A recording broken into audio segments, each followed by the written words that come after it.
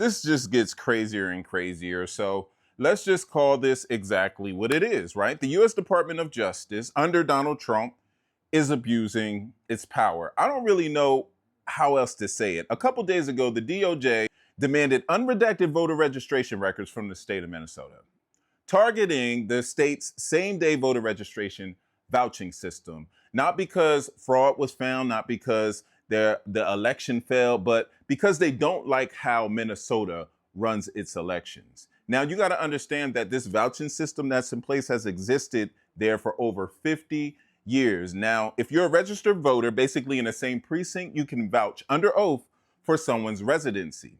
Now, if you lie, you face perjury charges. The voter must still show their ID and they must show Social Security verification. This isn't loose, this isn't secret, and this isn't new. But the one thing that they're not saying to the American people is that less than 0.6% of the vote in 2024 used this system. And most of those voters were seniors who had simply moved and just not updated an address yet. That's not fraud, that's what happens in real fucking life. So the DOJ is claiming that it appears inconsistent with the Help America Vote Act of 2002. Appears? There's no ruling, there's no evidence, no finding of illegality. That's not law enforcement, that's intimidation. Plus, Minnesota already has audits on every registration.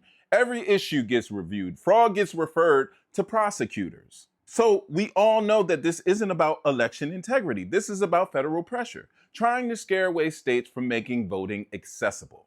Elections belong to the states, not to the White House, not to partisan DOJ officials, not social media conspiracy campaigns. The DOJ's job is to protect voting rights, not undermine them.